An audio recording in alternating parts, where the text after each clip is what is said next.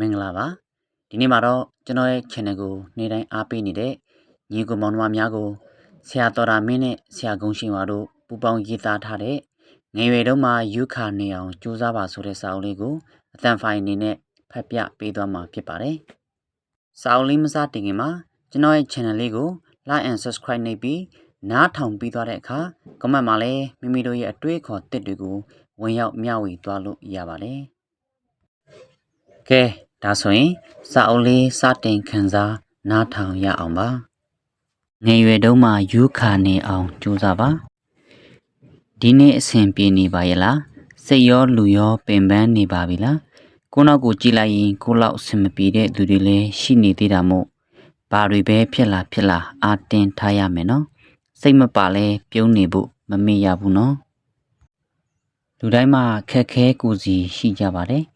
တင်တယောက်တည်းအထူးတလဲကြုံတွေ့နေရတာမဟုတ်တာမို့တခုခုဆိုရင်အာတင်ပြီးရှိဆက်ရမယ်နော်ဒီစာဖတ်ပြီး9နှစ်ကြာသွားလို့နောက်တစ်ချိန်ပြန်ဖတ်ကြည့်တဲ့အခါတင်ဟာတစ်မိသားစုအတွက်အလွန်အားကိုးရတဲ့သူတစ်ယောက်ဖြစ်နေရမယ်နှစ်လာစာကောင်းကောင်းဝင်ဝင်ကောင်းကောင်းတဲ့ဘဝကိုရက်တီရှင်တန်နေရမယ်သုံးနောက်ထပ်လူတစ်ယောက်လိုတိုးတက်ပြောင်းလဲနေရမယ်လေးကျမ်းမာပျော်ရွှင်တဲ့ဘဝကိုပိုင်ဆိုင်နေရမယ်ငါစိတ်ပင်ပန်းစေတဲ့သူတွေရဲ့အဝေးဆုံးမှာရှိနေပြီးအေဂျင့်နေရမယ်6ဘာသာရေးလိုက်စားတဲ့သူတစ်ယောက်ဖြစ်နေရမယ်9ကိုယ့်အတွက်အကျိုးမရှိတဲ့အရာတွေကိုအချိန်မပေးဘဲစွန့်လွတ်နေနိုင်ရမယ်10ကျမ်းမာတန်ဆွမ်းတဲ့ခန္ဓာကိုယ်ကိုပိုင်ဆိုင်နိုင်နေရမယ်ဘဝအတွက်အရေးတကြီးသိထားရမယ့်အချက်များ1အချိန်များများရရင်ငွေများများရှာပါ2လူငယ်ဘဝဟာတစ်ခါပဲရတယ်ဆိုတာနားလည်ပါ3ခက်ညက်ညက်လူတွေအတွက်လောကကြီးမှာနေရာမရှိဘူးဆိုတာသိထားပါ4လူကျင်တာကိုတစ်ခါနဲ့မရရင်နှစ်ခါကြိုးစားပါ5ဖြစ်အောင်လုပ်ရင်လုံးဝဖြစ်တယ်ဆိုတာအမြဲမှတ်ထားပါ6ဆွဲလန်းစိတ်တွေညှော်နှဲလာလေလောကကြီးမှာရှင်တန်ရတာအတိတ်ပဲရှိလာလေဆိုတာသိထားပါလူငယ်တိုင်းသိထားတဲ့အချက်များ1ပိုင်ရှင်ရှိတဲ့သူကိုရှောင်ပါ2ကိုယ်တန်မိုးကိုနားလည်တဲ့ရုံဝန်းမှာရှင်တန်ပါ3ကိုယ့်ကိုယ်ပျောက်ဆုံးမသွားအောင်အထူးဂရုစိုက်ပါ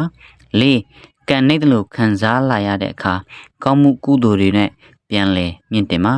5လူတစ်ယောက်ကိုတတိရတဲ့အခါတိမ်တွေကိုသာငင်းကြည့်ပါ6အတူရောင်တွေပေါ်တဲ့ခေတ်မှာကိုယ့်အပေါ်အများကြီးကောင်းပေးနေတဲ့သူငယ်ချင်းတွေကိုတန်ဖိုးထားပါ9လူတစ်ယောက်ကိုတစ်ခါဘလိမ့်မဲ့အစားအားပေးစကားတစ်ခါပြောပေးပါစာတူ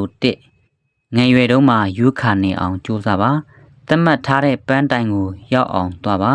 အချစ်အကြောင်းနည်းနည်းတွေးပြီးငွေအကြောင်းများများတွေးပါစာတူ2လူတစ်ယောက်နဲ့တစ်ယောက်ဟာဘလောက်ပဲချစ်ခင်မြတ်နိုးနေပါစေ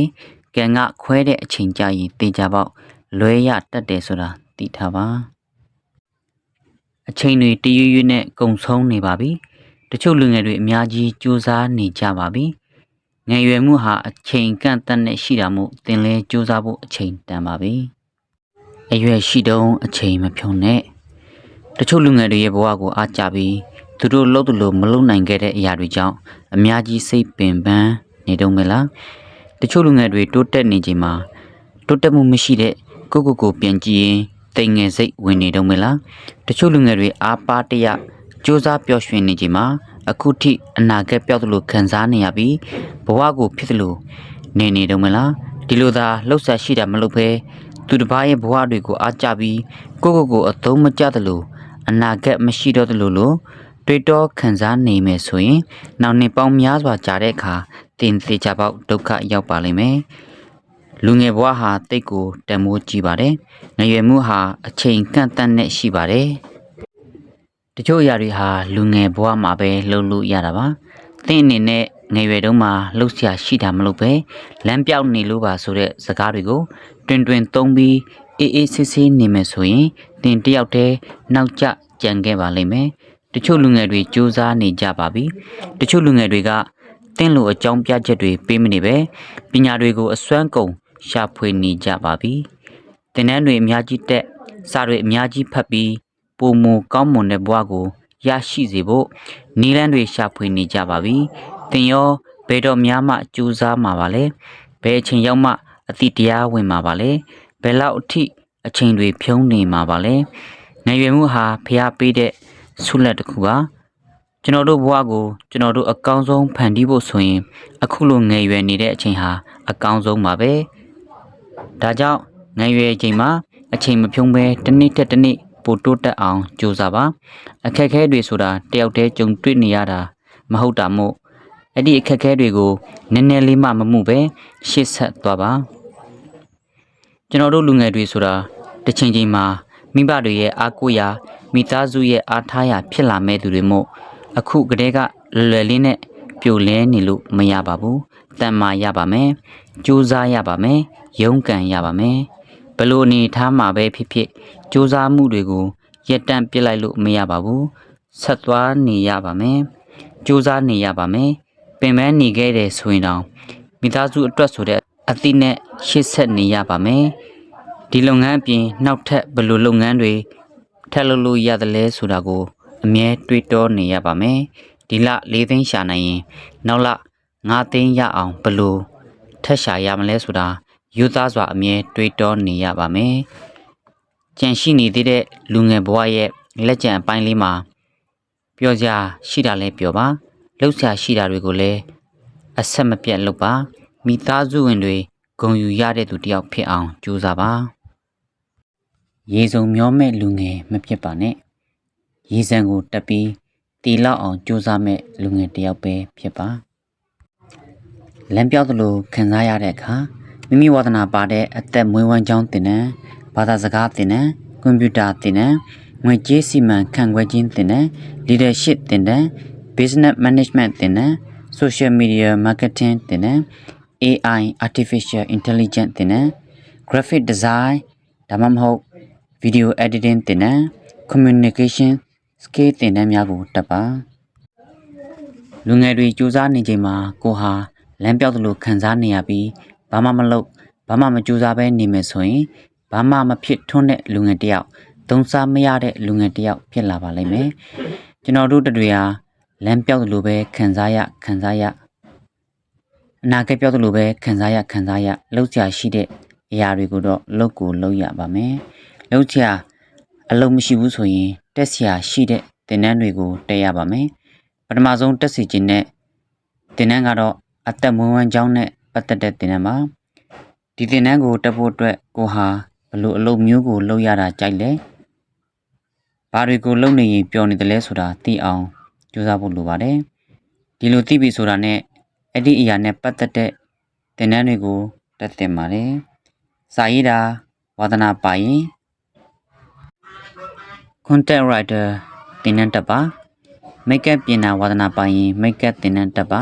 social media မှာဈေးရောင်းတာဝါသနာပါရင် TikTok marketing နဲ့ Facebook marketing သင်တန်းတွေကိုတက်ပါ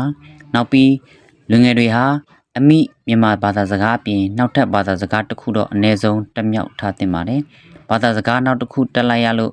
နောင်တရတယ်ဆိုတာမရှိပါဘူးမတက်လိုက်ရလို့ပဲနောင်တရနေမှာဖြစ်ပါတယ်အခုခေတ်ကသူထက်ငါအပြိုင်ကြိုးစားနေတဲ့ခင်မို့သူများထက်ခြေတလန်းနောက်မကျဖို့အရေးကြီးပါတယ်ဒါကြောင့်ငယ်ရွယ်တုန်းမှာဦးနောက်ကလေးလက်ဆက်နေတော့ဘာသာစကားသင်တန်းတွေကိုတက်ပါနောက်တော့ကွန်ပျူတာသင်တန်းပေါင်းသင်းဆက်ဆံရေးနဲ့ပတ်သက်တဲ့သင်တန်းတွေအပြင်အထက်မှာဖော်ပြခဲ့တဲ့သင်တန်းတွေကိုတက်ထားသင်ပါတယ်ဒီသင်တန်းတွေကိုတက်ထားမယ်ဆိုရင်ကိုဟာဘာလို့သင်တယ်လဲဆိုတာအလိုလိုသိလာပါလိမ့်မယ်ပျောက်နေတဲ့လမ်းတွေကိုရှာတွေ့လာပါလိမ့်မယ်အနာဂတ်ပျောက်သလိုခံစားပြီးထိုင်မိုင်းနေခဲ့မှုတဲ့အချိန်တွေကိုတောင်နှမျောလာပါလိမ့်မယ်သင်တန်းကိုတက်တဲ့အခါပြီးဆုံးအောင်တက်ပါသင်တန်းပြီးဆုံးသွားတဲ့အခါရရှိခဲ့သမျှပညာတွေကိုနေ့စဉ်ဘဝမှာအသုံးချပါဝင်ငွေအဖြစ်ပြောင်းလဲပါကျွန်တော်တို့ကရေစုံမျောမဲ့သူတွေမဟုတ်ပဲရေစံတက်မဲ့လူငယ်တွေဆိုတာသိထားပါကိုစူးစမ်းရင်ကိုရပြီးကိုညက်ရင်ကိုခံရမယ်ဆိုတာနားလည်ပါအနာဂတ်ပျောက်တယ်ဆိုပြီးရေစုံမျောနေမဲ့ဆိုရင်အသက်ကြီးလာတဲ့အခါသူများပေးမှကျွေးမှစားရတဲ့ဘဝကိုရောက်နိုင်တယ်ဆိုတာသိထားပါပူလောင်မှုတွေကနေလုံးဝလွတ်မြောက်ပြီး လူရောစိတ်ပါပေါ်ပါသွားတဲ့နေ့ဟာကိုပြန်လဲရှာဖွေတွေ့ရှိသွားတဲ့နေ့ပါပဲကိုပြန်လဲရှာဖွေခြင်းပျော်ရွှင်စရာမကောင်းတဲ့မိသားစုအတိုင်းဝိုင်းမှာကျင်လည်ရတာများလာတဲ့အခါစိတ်ပြည့်စရာကောင်းတဲ့လုပ်ငန်းခွင်မှာနေရတာကြာလာတဲ့အခါ toxic relationship နဲ့တူရှိနေရတာကြာလာတဲ့အခါနောက်ပြီးကိုထက်တခြားသူကိုဦးစားပေးရတာများလာတဲ့အခါတွေမှာကျွန်တော်တို့တွေဟာကိုပျောက်ဆုံးလာတတ်ပါတယ်ကိုပျောက်ဆုံးလာတဲ့သူတွေဟာလောကကြီးထဲမှာရှင်သန်ရတာအလွန်ပင်ပန်းလာတယ်ကိုဘာဖြစ်ချင်နေလဲဆိုတာသိဖို့ခက်ခဲလာတယ်ကိုဟာဘာအတွက်ကြောင့်အသက်ရှင်နေရလဲဆိုတာမသိတော့တဲ့အထိဖြစ်လာပါတယ်ကျွန်တော်တို့တွေဟာကျွန်တော်တို့ဘဝရဲ့ level လုပ်ဖို့ဆိုလို့ရှိရင်ကိုအမြန်ဆုံးရှာဖွေတွေ့ရှိဖို့လိုအပ်ပါတယ်ပျောက်ဆုံးနေတဲ့ကိုပြန်လဲရှာဖွေတွေ့ရှိသွားတဲ့အခါကျွန်တော်တို့ဘဝဟာလုံးဝတိုးတက်တဲ့ဘဝနေပြောစရာကောင်းတဲ့ဘဝဖြစ်လာမှာပါကိုပျောက်ဆုံးနေသူတွေရဲ့လက္ခဏာများ၁လောကကြီးထဲမှာရှင်သန်ရတာအတိတ်ပဲမဲ့နေခြင်း၂ပျော်ရွှင်စရာကောင်းသောနေ့ရက်တွေရှားပါလာခြင်း၃ကိုဘာဖြစ်ချင်နေလဲဆိုတာမသိခြင်း၄ကိုရဲ့အကြိုက်တွေကိုမေ့လျော့နေတတ်ခြင်း၅ကိုထက်တခြားသူတွေကိုပို၍ဦးစားပေးနေတတ်ခြင်းကိုဘယ်လိုပြန်လဲရှာဖွေရမလဲ၁ကိုသိငယ်စေမဲ့ရဲဝန်းတွေကိုရှောင်ပါ၂စိတ်ကိုပျော်ရွှင်မှုမပေးနိုင်တဲ့သူတွေကိုရှောင်ပါ၃ကိုအမြဲဘလိမ့်နေတတ်တဲ့သူတွေကိုရှောင်ပါ၄ကိုဖြစ်ချင်တဲ့အရာတွေကိုဖြစ်အောင်လုပ်ကြည့်ပါ၅တခြားသူတွေရဲ့အမြင်ကိုမမှုပဲကိုစိတ်တိုင်းကြကိုစိတ်ကြိုက်တာနေထိုင်ပါ၆အစိတ်တောက်ဖြစ်စေတဲ့သူတွေကိုဝေးရှောင်ပါ9အလုပ်တွေကြီးဇက်တိုက်လုပ်နေတာမဟုတ်ပဲတခါတလေအနားယူကြည့်ပါ10ကိုစိတ်ကိုဖိအားဖြစ်စေမဲ့အတွေ့တွေကိုမတွေးမိပါစေနဲ့ကိုတယောက်တည်းနေတတ်အောင်ကြိုးစားကြည့်ပါ10 social media အသုံးပြုမှုကိုလျှော့ချပါမိဘကိုမလို့ကြွေးရသေးချိန်အိမ်အောင်ပြုဖို့တွေးတောမိတဲ့အခါဒီသက်ရွယ်ဒီအခြေအနေကိုရောက်ရှိလာဖို့အတွက်မိဘတွေဘယ်လောက်ထိရုန်းကန်ကျွေးမွေးခဲ့ရသလဲဆိုတာကိုပြန်လည်သတိရပါမိဘကိုလှုပ်ကြွေးပြုစုဖို့အချိန်တန်ပါပြီပြုခဲ့သမျှကောင်းမှုကုသိုလ်တွေထဲမှာမိဘကိုပြုစုလှုပ်ကြွေးလို့ရရှိလာတဲ့ကောင်းမှုကုသိုလ်ဟာအမြင့်မြတ်ဆုံးပဲတခါတော့ကမောင်မြဆိုတဲ့ကောင်လေးတယောက်ရှိပါတယ်မောင်မြတို့မိသားစုကအခြေခံလူဒန်းစားတွေဖြစ်ပြီးတစ်နေ့လုံးမှတစ်နေ့စားရပါတယ်မောင်မြကတူတဲ့သောသားဖြစ်ပြီးမွေးကလေးကမိဘရဲ့ပြုစုဆောင်ရှောက်မှုအောက်မှာအမြဲနေလာခဲ့ရတဲ့ကောင်လေးတယောက်ပါမိဘတွေဟာအခြေခံလူဒန်းစားတွေဆိုပေမဲ့မောင်မြလေးကိုဘာအလုံးမလုပ်စေပဲကျောင်းစာကိုပဲအယုံစိုက်စေခဲ့ပါတယ်မောင်မြကလည်းမိဘတွေကိုဝိုင်းကူခြင်းမရှိပဲပညာသင်ဖို့တက္ကသိုလ်သွားလိုက်တငယ်ချင်းတွေနဲ့ပျော်ပါလိုက်စားချိန်တန်ရင်အိမ်ပြန်လာလိုက်ဂိမ်းဆော့လိုက်နဲ့အချင်းတွေကုန်နေခဲ့ပါတယ်မောင်မြတက္ကသိုလ်တတိယနှစ်ကိုရောက်လာတဲ့အခါမှာတော့ကောင်မလေးတယောက်နဲ့ချစ်ကြိုက်ပြီးခိုးပြေးကြတဲ့အတွက်မိဘတွေကတောင်းရင်လက်ထက်ပေးလိုက်ရပါတယ်လက်ထက်ပြီးတဲ့အခါမှာလည်းတက္ကသိုလ်ပညာရေးမပြီးမြောက်သေးတဲ့အတွက်မိဘတွေမှာသားဖြစ်တဲ့သူရောချွေးမကိုပါဆက်လက်ပြီးကြောင်းထားပေးရပါတယ်ဒီလိုနဲ့တက္ကသိုလ်ပညာရေးပြီးမြောက်သွားတဲ့အခါသားနဲ့ချွေးမတို့ကမိဘတွေနဲ့အိမ်ခွဲပြီးနေပါတယ်မိဘတွေနဲ့အိမ်ခွဲပြီးနေပေမဲ့မိဘတွေစီကသာပတ်စံလို့ပတ်စံစီလိုရင်စီဆန်လို့ရင်ဆန်လက်ဖြန့်တောင်းတဲ့ဒီလိုနဲ့မောင်မြအသက်35နှစ်မှာယောဂတစ်ခုနဲ့တည်ဆုံးသွားခဲ့ပြီးတည်ဆုံးသွားတဲ့အထိမောင်မြဟာမိဘတွေစီကယူဖို့တွေးပြီးမိဘတွေကိုပေးဖို့အတွက်ဘယ်တုန်းကမှမတွေးခဲ့ပါဘူးတဲ့ပုံမီလေးကတော့ပြီးဆုံးသွားပါပြီပုံမီလေးထဲမှာမောင်မြကဘယ်တော့အခါမှမိဘကိုလှုပ်ကြည့်ပြုစုမသွားခဲ့ပါဘူးငယ်ရွယ်စဉ်မှာလည်းလောက်ကင်မကျွေးမွေးခဲ့တယ်လို့အိမ်တော်ကျသွားတဲ့အခါမှာလည်းမိဘတွေကိုတစ်ချက်လေးတောင်လဲမကြည့်ခဲ့ပါဘူးနောက်ဆုံးတည်ဆုံးသွားတဲ့အချိန်ထိတိုင်အောင်မိဘတွေကအယူပဲရှိပြီးအပေးမရှိတဲ့အထိမောင်မြဟာမိဘတွေပေါ်တာဝန်မကျေခဲ့ပါဘူး မိဘကိုနည်းနည်းလေးတောင်လှုပ်ကြွေးပြုစုမသွားတဲ့မောင်မြကိုတင်းအနေနဲ့စကားပြောခွင့်ရရင်ဘာတွေပြောချင်ပါသလဲဘယ်လိုအကြံဉာဏ်တွေပေးချင်ပါသလဲတင်ကိုယ်တိုင်ရောမောင်မြလူမျိုးလားဒါမှမဟုတ်မိဘကိုလှုပ်ကြွေးပြုစုနေပါရဲ့လားမိဘကိုလှုပ်ကြွေးပြုစုဘူးပါသလားတင်ကမိဘကိုအားဖြစ်စေဖို့မိဘရဲ့ဂုဏ်ကိုမြင့်မားစေဖို့မိဘတွေကိုချမ်းသာဒုက္ခနဲ့ပြည့်စုံပြီးမကြောက်မကြရတဲ့ဘဝမှာ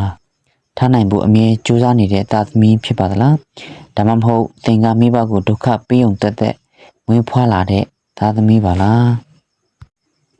ကျွန်တော်တို့အနေနဲ့မိဘကိုအများကြီးမဟုတ်ဘူးဆိုရင်တော့ကာလအပိုင်းခြားလေးတစ်ခုတည်းတော့ပြုစုလုပ်ကြွေးသင့်ပါတယ်ကျွန်တော်ကတော့ရှင်းပါတယ်အမေကိုဈေးကြီးတဲ့အရာတွေဝယ်ပေးခြင်းလို့အမေရဲ့လိုအပ်ချက်တိုင်းကိုဖြည့်ဆည်းပေးခြင်းလို့အမေရဲ့လူမှုရေးကိစ္စကျန်းမာရေးကိစ္စအားလုံးအဆင်ပြေနေစေအောင်လောက်ကင်ပေးခြင်းလို့အများကြီးစူးစမ်းနေပါတယ်ကျွန်တော်ဘဝမှာအကြောက်ဆုံးအရာကဘာလဲဆိုရင်အမေကိုပြုစုလုပ်ကြွေးလို့မဝသေးခင်မှာအမေကိုဆုံးရှုံးလိုက်ရမှာကိုပဲအမေကိုရတဲ့သားဖြစ်အောင်လည်းကျွန်တော်လုပ်ပေးခဲ့ပြီးပြီအမေဖြစ်စေခြင်းနဲ့ပညာတတ်ကြီးလည်းဖြစ်အောင်လုပ်ပေးခဲ့ပြီးပြီအမေပြုစုပြောထောင်ခဲ့တဲ့လိုလိမ်မာတဲ့ကလေးတယောက်လည်းဖြစ်ခဲ့ပြီးပြီဒါပေမဲ့အမေလိုချင်တဲ့ပစ္စည်းတွေဥစ္စာတွေကိုဈေးလုံးဝမကြည့်ပဲဝယ်ပေးနိုင်တဲ့အထီတော့ကျွန်တော်မဖြည့်ဆည်းပေးရသေးပါဘူးဖြည့်ဆည်းပေးနိုင်မဲ့နေ့ရောက်လာအောင်လဲကျွန်တော်အနေနဲ့ကြိုးစားသွားမှာပါ။ဘာကြောင့်အမေအတွက်ပဲစဉ်းစားရတယ်လဲအဖေအတွက်ကရောဆိုပြီးမင်းလာခဲ့လို့ရှိရင်တော့ကျွန်တော်မှအဖေမရှိတော့လို့ပါအဖေကိုပြုစုခွင့်မရခဲ့ပေမဲ့အမေကိုတော့အဖေကိုစားပြုစုလုပ်ကြွေးခြင်းစိတ်အမြဲရှိပါတယ်ခက်ခဲနေတဲ့အခိုက်အတန့်တွေမှာဆိုရင်တော့အမေအတွက်ဆိုတဲ့စိတ်နဲ့အားတင်းထားခဲ့တာမျိုးပါမိဘတွေအတွက်ကုန်သွားတဲ့ငွေဟာအမြဲဆယ်ဆပြန်လာတယ်ဆိုတဲ့စကားလည်းရှိတယ်နောက်ပြီးအခက်အခဲတွေနဲ့ကြုံတွေ့ခဲ့ရတယ်ဆိုရင်တော့မိဘကိုပြုစုလုပ်ကြွေးခြင်းရဲ့အကျိုးကြောင့်ခက်ခဲမှုတွေပြဿနာတွေဟာအမြင့်ဆုံးပြည်လည်ပါတယ်မိဘကိုလုပ်ကြွေးခွင့်ရတဲ့ကုသိုလ်ဟာမနှဲလာပါဘူးဒါကြောင့်လူဘဝအရာတုံးလေးမှာကိုပြုစုပြောထောင်ပေးခဲ့တဲ့မိဘတွေကိုအလုပ်ကြွေးပြုဖြစ်အောင်ပြုပါမိဘကိုလှုပ်ကြွေးပြုစုရတာမျိုးမလုပ်ရသေးပဲအိမ်တောင်မပြုမိပါစေနဲ့မိဘကိုလှုပ်ကြွေးပြုစုနိုင်တဲ့သားကောင်းယတနာသမီးကောင်းယတနာလေးတွေဖြစ်ကြပါစေ။